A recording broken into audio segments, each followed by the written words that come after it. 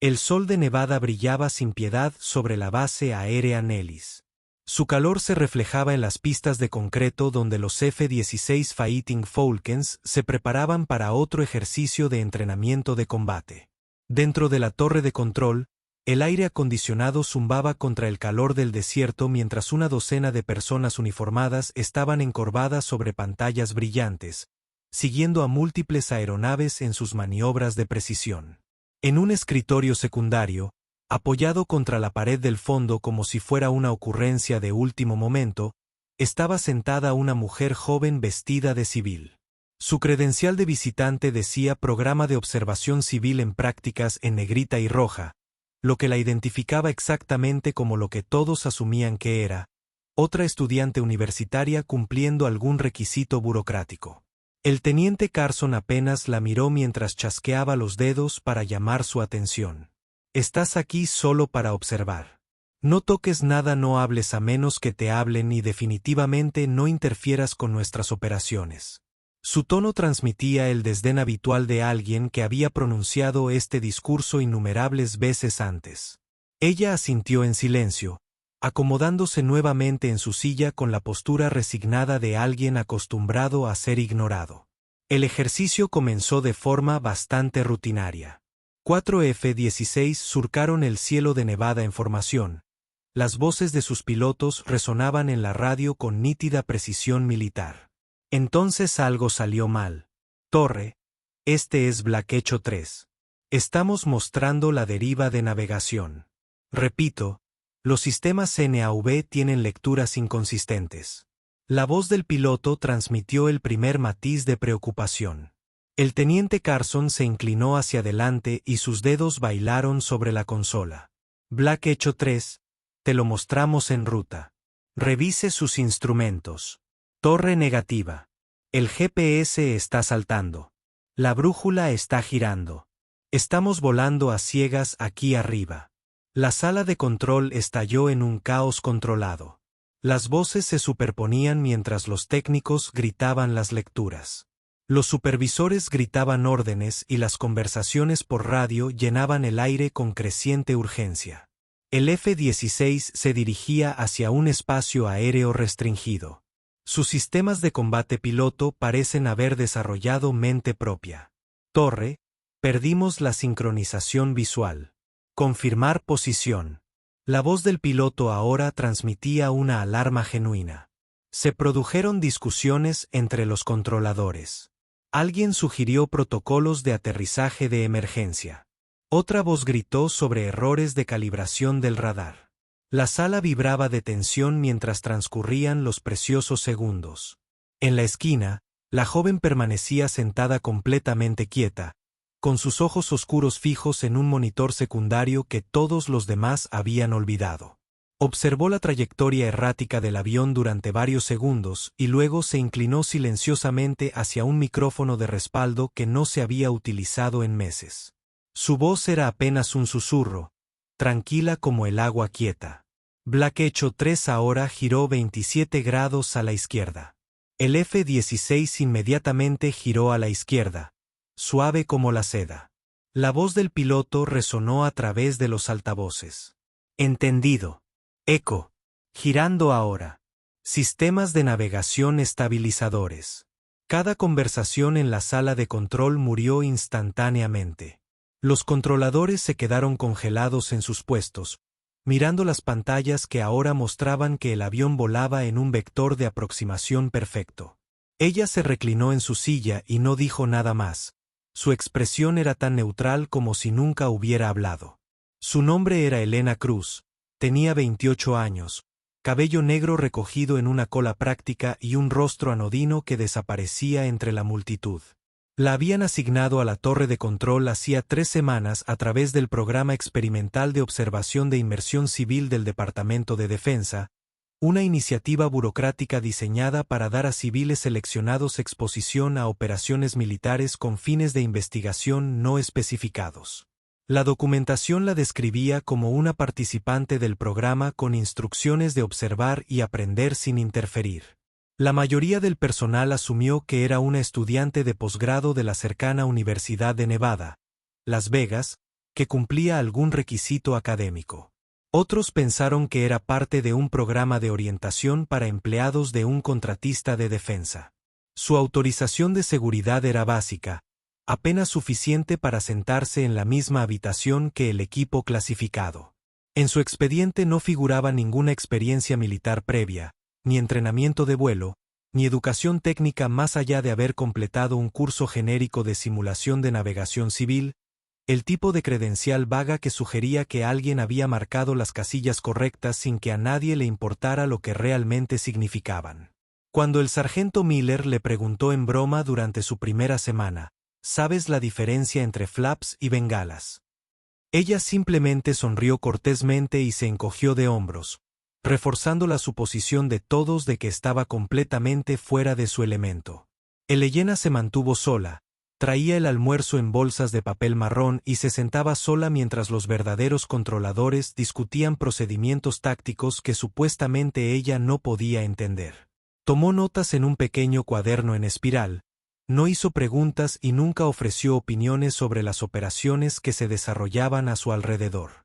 Durante las reuniones informativas, ella se sentaba en la última fila y de vez en cuando garabateaba lo que parecían garabatos en los márgenes de los documentos que le entregaban simplemente como cortesía. Los informes de su supervisor la describieron como atenta pero no participativa y que cumplía adecuadamente con los requisitos de observación. Lo único un poco extraño en Elena era su hábito de dibujar. En su tiempo libre, dibujaba diagramas intrincados en servilletas o trozos de papel, patrones geométricos que parecían rutas de vuelo o formaciones tácticas. Cuando le preguntaban por ellos, siempre daba la misma respuesta. A mi sobrino le encantan los aviones. Los dibujo para contarle historias. Fue una explicación perfectamente razonable. Los bocetos parecen lo suficientemente sofisticados como para que algunos miembros del personal se pregunten si había tenido más entrenamiento técnico del que sugería su expediente, pero no lo suficientemente sofisticados como para parecer amenazantes. Además, la mitad de las personas en la torre tenían familiares fascinados por los aviones militares. Era prácticamente un requisito para el trabajo. Su presencia se volvió rutinaria, invisible, de la misma manera que los muebles se vuelven invisibles. Los controladores discutían misiones clasificadas mientras ella estaba sentada a 1 metro de distancia, no porque se hubieran olvidado de que estaba allí, sino porque se había convertido en parte del fondo. Su autorización de seguridad cubría la observación de operaciones generales y su evidente falta de conocimientos técnicos la hacía parecer inofensiva. Elena nunca se quejó de ser excluida de conversaciones importantes, nunca presionó para tener mejores asientos o acceso a las pantallas principales. Llegó a tiempo, se sentó tranquilamente durante las horas que le asignaron y se fue sin fanfarrias. Su supervisor había señalado en un informe semanal que ella era una observadora ideal, presente pero discreta. La única persona que le prestó verdadera atención fue el aviador López, un joven técnico que la sorprendió dibujando durante un ejercicio de entrenamiento particularmente complejo. El diagrama que había dibujado parecía notablemente similar a los patrones de vuelo reales que se ejecutaban sobre ellos. Pero cuando se lo mencionó a otros, se rieron. Ella ha estado sentada aquí durante semanas, había dicho el teniente Carson. Por supuesto, ha aprendido algunos de los conceptos básicos. No significa que ella entienda realmente lo que significa todo esto. Elena había escuchado la conversación y no dijo nada. Simplemente dobló el dibujo en la servilleta y lo guardó en su cuaderno con todos los demás. Aprendió hace mucho tiempo que ser subestimada era a menudo el activo más valioso que una persona podía poseer. A nadie se le ocurrió preguntarse por qué alguien sin ninguna cualificación aparente había sido seleccionado ni siquiera para un programa de observación básico, o por qué su verificación de antecedentes se había procesado tan rápidamente cuando autorizaciones similares normalmente llevaban meses. La primera anomalía había ocurrido durante un ejercicio de entrenamiento de rutina 2 semanas antes, aunque nadie la reconoció como importante en ese momento. Una repentina interferencia electromagnética había alterado las pantallas del radar, convirtiéndolas en mares de estática y falsos retornos. Mientras los controladores se apresuraban a cambiar a los sistemas de respaldo, Elena había esbozado silenciosamente lo que parecían ser posiciones de aeronaves en una servilleta de papel. Cuando los sistemas volvieron a funcionar, el aviador Rodríguez notó que su diagrama aproximado coincidía con las ubicaciones reales de las aeronaves con una precisión sorprendente. Él se lo había mencionado, pero ella simplemente sonrió y dijo que había estado adivinando basándose en las últimas posiciones conocidas. Parecía bastante plausible que se hubiera olvidado de ello en cuestión de días. Durante otro incidente, cuando un sistema de cifrado de comunicaciones falló, se escuchó a Elena murmurar una serie de números en voz baja. El sargento técnico Williams, que estaba al alcance del oído, se dio cuenta de que estaba recitando un protocolo de frecuencia obsoleto que había estado clasificado hasta mediados de la década de 1990. Cuando más tarde le preguntó sobre ello, ella afirmó que había estado practicando problemas de matemáticas para mantenerse alerta durante las largas sesiones de observación. Extraños problemas de matemáticas, murmuró Williams a sus colegas. Pero la explicación fue lo suficientemente razonable como para evitar un mayor escrutinio. El teniente Carson comenzó a notar otras pequeñas inconsistencias. Durante los procedimientos de calibración de equipos, Elena ocasionalmente se movía en su silla o levantaba la vista de su cuaderno precisamente en los momentos en que se estaban realizando ajustes críticos a sistemas de los que teóricamente no sabía nada. Su sincronización fue demasiado perfecta para ser una coincidencia, pero demasiado sutil para ser definitivamente sospechosa. El gran avance se produjo cuando Carson decidió revisar las grabaciones de audio archivadas de la sala de control. El protocolo militar exigía la grabación continua de todas las comunicaciones por radio y del sonido ambiental para fines de análisis de entrenamiento y seguridad. Mientras revisaba imágenes del mes anterior, descubrió algo que le heló la sangre. Durante un ejercicio de entrenamiento nocturno particularmente complejo, cuando varias aeronaves estaban ejecutando maniobras coordinadas en condiciones de poca visibilidad, el audio capturó claramente la voz de Elena susurrando correcciones tácticas varios segundos antes de que los controladores oficiales emitieran los mismos comandos. Sus sugerencias habían sido tan silenciosas que nadie en la sala las había escuchado conscientemente, pero las grabaciones revelaron un patrón de orientación precisa que había ayudado a prevenir dos incidentes casi fatales. Carson se encontró quedándose hasta tarde, revisando semanas de grabaciones de archivo. El patrón era consistente, pero cuidadosamente oculto.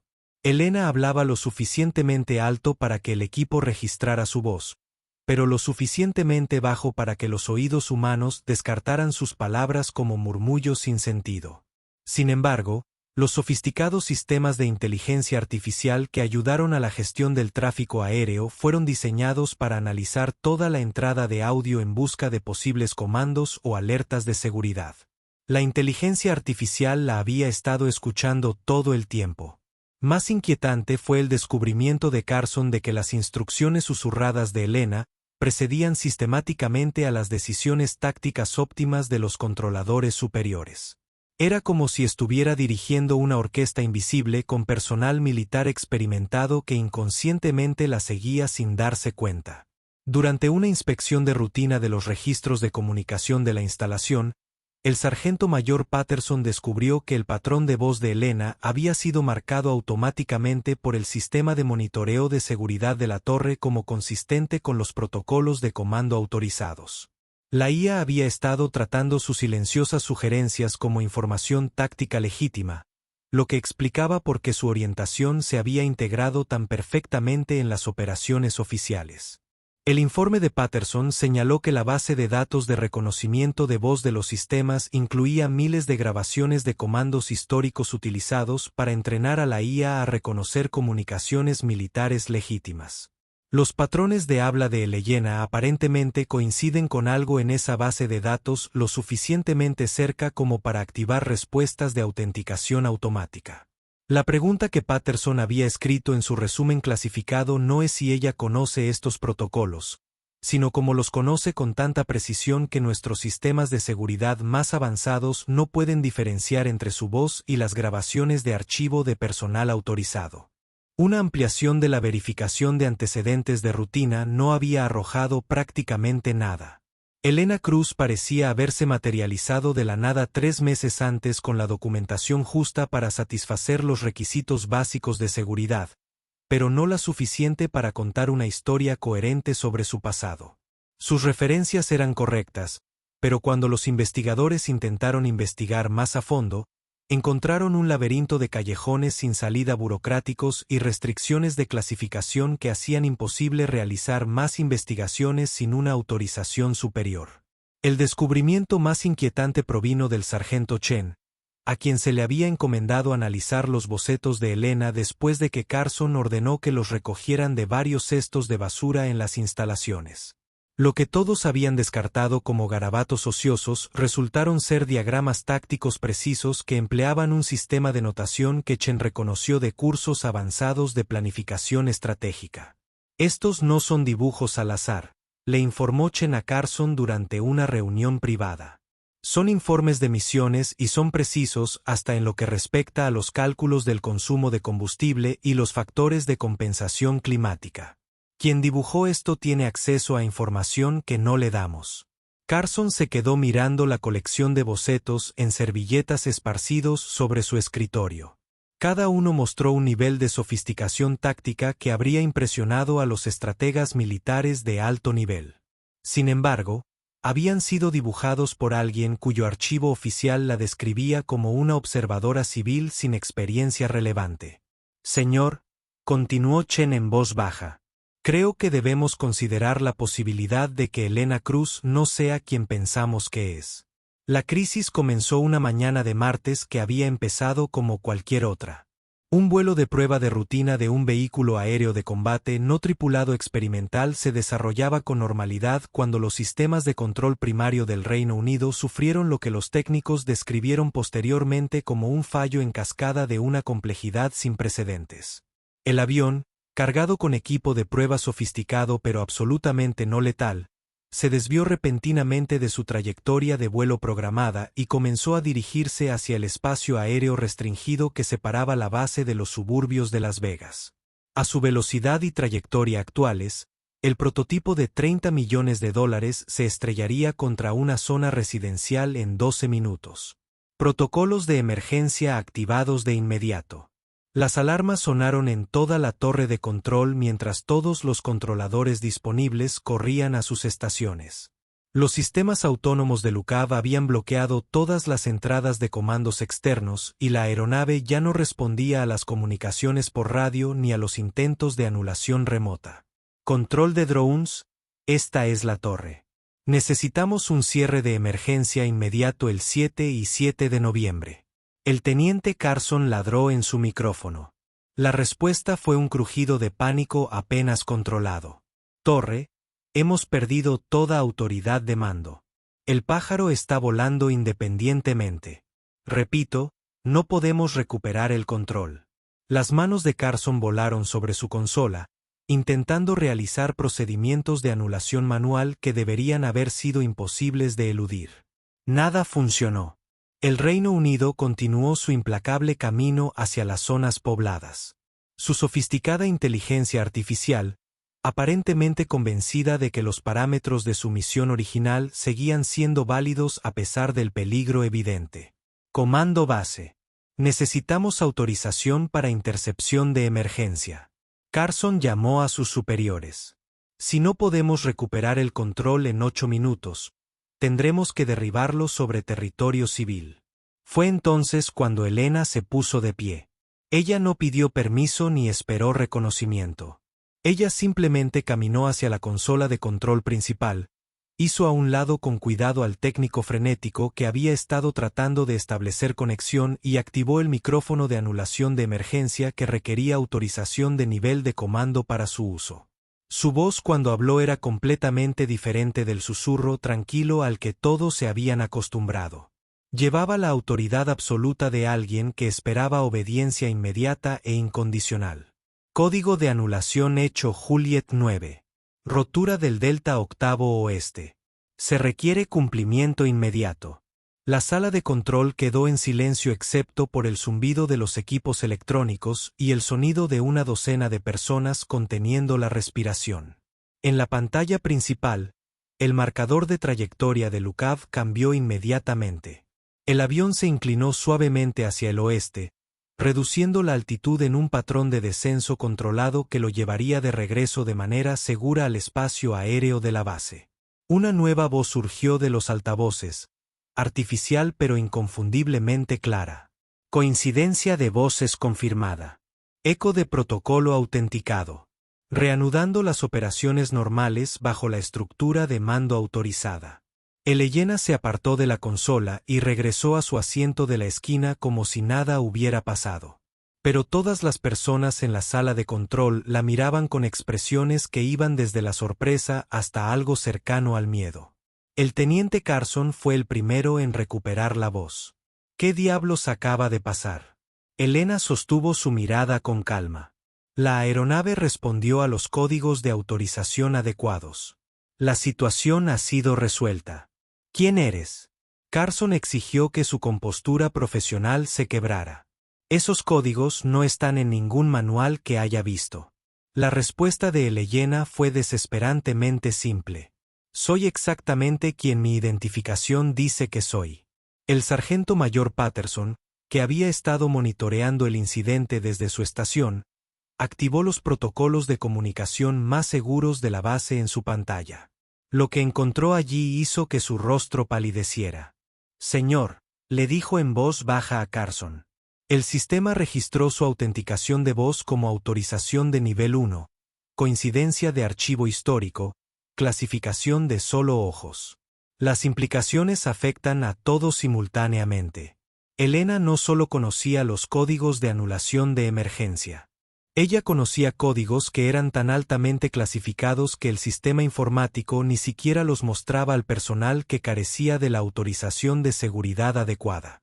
El sistema había reconocido su voz como perteneciente a alguien con niveles de autorización que oficialmente no existían.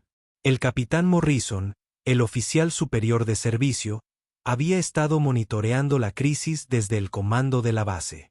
Su voz crepitó a través del intercomunicador con una tensión apenas controlada. Necesito que todos, excepto el personal esencial, desalojen la sala de control inmediatamente. Ahora, mientras los técnicos y el personal subalterno salían, Elena permaneció sentada en su rincón. Cuando la voz del capitán Morrison volvió a oírse, estaba dirigida específicamente a ella. Señora, necesito que usted permanezca disponible para un informe inmediato. Elena asintió en señal de reconocimiento, pero no dijo nada más.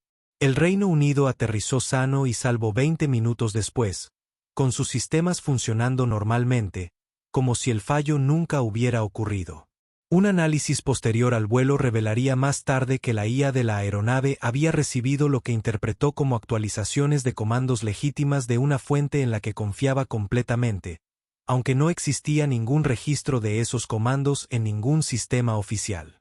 El capitán Morrison llegó a la sala de control 30 minutos después del incidente, acompañado por dos personas que nadie reconoció, pero cuyas placas de seguridad indicaban niveles de autorización que la mayoría del personal de la base nunca había visto.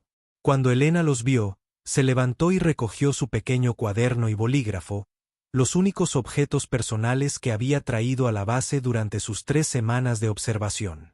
El agente Cruz, uno de los desconocidos, dijo en voz baja, «Es hora de irnos». Elena asintió y caminó hacia la puerta. Cuando pasó junto al teniente Carson, se detuvo y habló en voz lo suficientemente baja para que solo él pudiera oírla. El sistema funciona exactamente como fue diseñado. A veces, simplemente lleva más tiempo del esperado reconocer lo propio. Luego se fue, sin dejar nada atrás excepto preguntas y una sala de control llena de personas que de repente entendieron que habían estado viendo algo mucho más complejo que un simple programa de observación civil. La investigación comenzó pocas horas después de la partida de Elena. La primera llamada del capitán Morrison fue a la División de Seguridad del Personal del Pentágono, exigiendo acceso inmediato al expediente completo de antecedentes de Elena Cruz. La respuesta que recibió no tuvo precedentes en sus 15 años de carrera militar. Acceso denegado. La clasificación excede la autoridad solicitante. Cuando Morrison escaló la situación a través de los canales adecuados, cada nivel sucesivo de mando proporcionó la misma respuesta hasta que llegó a un coronel que finalmente le explicó la situación en términos que le helaron la sangre. Capitán, usted ha estado hospedando un fantasma. Retire su consulta inmediatamente. Pero Morrison no podía dejarlo pasar. Los protocolos de seguridad de la base habían sido comprometidos por alguien que no debería haber existido y él necesitaba respuestas. Su persistencia finalmente llegó al escritorio de un general retirado de la Fuerza Aérea llamado William Hayes, quien había pasado sus últimos años activos supervisando programas que oficialmente nunca habían existido. El general Hayes llegó a la base aérea de Nellis 2 días después, llevando un maletín que requería cerraduras biométricas y acompañado por un equipo de seguridad que no dijo nada a nadie. Su primera acción fue revisar cada pieza de audio grabada durante las 3 semanas que Elena estuvo en la torre de control. Después de escuchar grabaciones seleccionadas, Hayes se quitó la gorra y permaneció firme durante varios segundos, un gesto de respeto que confundió a todos los presentes hasta que explicó lo que habían estado presenciando. Caballeros, dijo Hayes en voz baja, han tenido el privilegio de observar a una operadora viuda en el campo. Les sugiero que olviden todo lo que creen haber aprendido sobre el funcionamiento real de nuestros sistemas clasificados. El término operadora viuda no significaba nada para nadie en la sala, que era exactamente como se había diseñado. Hayes explicó que durante la década de 1990, un programa altamente clasificado había entrenado a un pequeño número de personal para servir como sistemas humanos de respaldo en operaciones militares críticas. A estos individuos se les dio acceso completo a los protocolos de comando y a los sistemas de inteligencia artificial, y luego se les borró oficialmente de todos los registros tras completar misiones que requerían una negación absoluta. El programa se canceló en 2001, continuó Hayes. Y todos los operadores fueron declarados oficialmente fallecidos en diversos accidentes de entrenamiento o incidentes en el extranjero. Sus registros de servicio fueron sellados, sus identidades fueron borradas y se les reintegró a la vida civil con nueva documentación. La teniente Carson fue la primera en recuperar la voz, pero ella conocía los protocolos vigentes, los códigos recientes. ¿Cómo es posible si el programa terminó hace 20 años? La sonrisa de Hayes era sombría porque los sistemas en los que fueron entrenados para operar siguen activos. Teniente, la inteligencia artificial no olvida y no distingue entre operadores oficialmente vivos y muertos. Elena Cruz murió en un accidente de entrenamiento en Afganistán en 2002, pero la computadora con la que trabajaba aún reconocía su voz como personal de mando autorizado. Las implicaciones eran asombrosas. Elena no había sido asignada a la base mediante un programa normal. La habían traído sistemas automatizados que detectaron una brecha en la cobertura y solicitaron personal cualificado adicional. El programa de observación civil había sido generado por inteligencia artificial que buscaba mantener la seguridad operativa con personal de respaldo autorizado disponible para exactamente el tipo de crisis que acababan de experimentar. No te estaba espiando, explicó Hayes. Estaba desempeñando el mismo trabajo que ha desempeñado durante 20 años, solo que desde una silla diferente. El sargento mayor Patterson hizo la pregunta que todos pensaban: ¿volverá? Hayes negó con la cabeza. Los operadores viudos no repiten asignaciones. Una vez que se detecta su presencia, se retiran y buscan nuevas posiciones donde pueden continuar su trabajo sin ser detectados.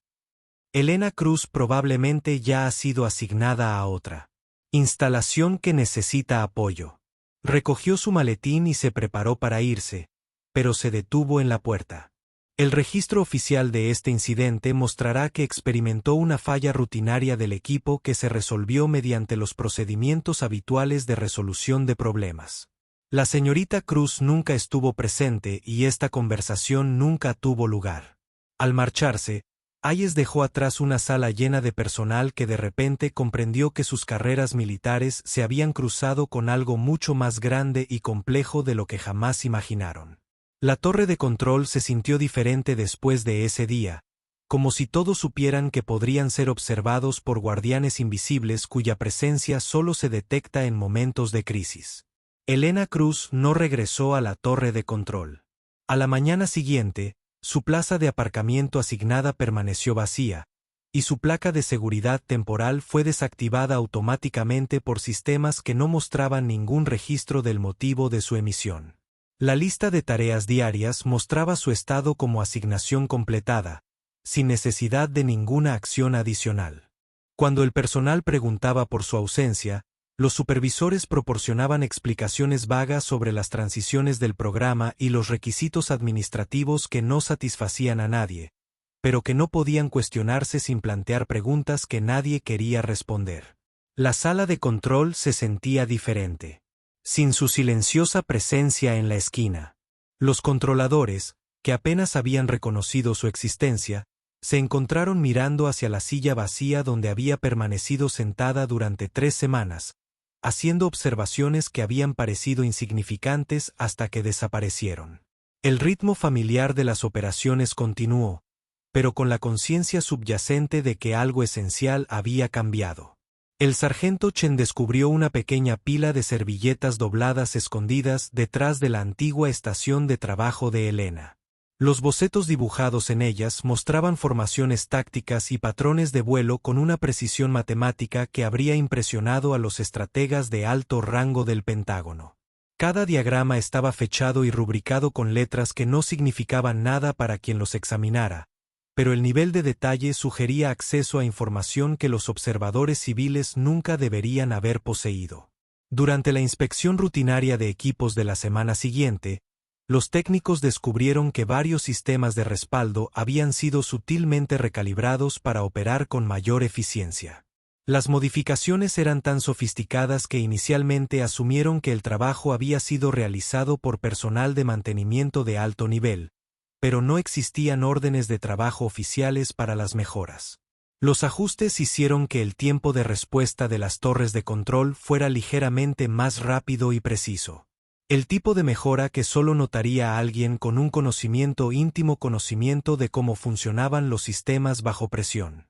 Se descubrió una nota manuscrita en la sala de descanso, dentro de un manual que nadie recordaba haber visto antes. El papel no tenía firma, pero el mensaje era bastante claro. El verdadero control de tráfico aéreo no requiere la presidencia. Solo requiere a alguien que sepa escuchar. El teniente Carson se encontraba trasnochando, revisando las comunicaciones archivadas de la época de Elena en la base.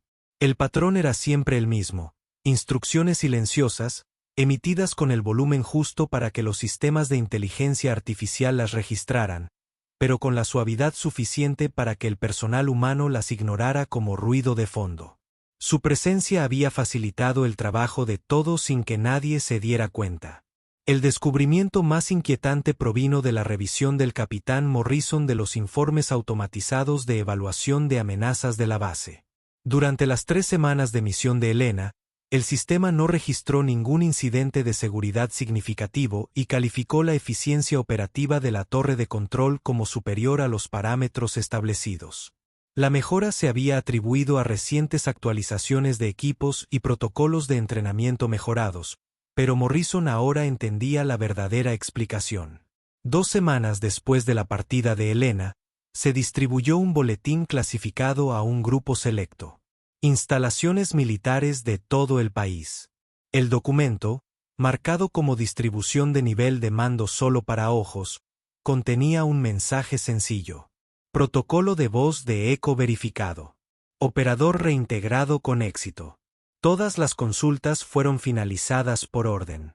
El boletín incluía instrucciones de que ningún miembro del personal debía intentar localizar o contactar a personas asociadas con programas de respaldo históricos y que cualquier encuentro posterior con situaciones similares debía informarse a través de canales clasificados específicos de los que la mayoría de los destinatarios desconocían. El teniente Carson mantuvo la silla vacía de Elena en su rincón, aunque no habría podido explicar por qué si alguien le hubiera preguntado. A veces, durante operaciones particularmente complejas, se sorprendía mirando hacia ese rincón como si esperara una guía silenciosa que ya no llegaba. La torre de control continuó su misión con eficiencia profesional. Pero todos los que presenciaron la intervención de Elena sabían que su servicio militar se había cruzado con algo más grande que las operaciones convencionales. Habían tenido el privilegio de observar un sistema que funcionaba de maneras que su entrenamiento nunca había descrito, guiado por personas cuyo servicio continuó mucho después de que terminara su existencia oficial. En los márgenes de los informes oficiales, los lectores atentos podrían notar referencias ocasionales a una mayor supervisión operativa y una mejor integración del sistema.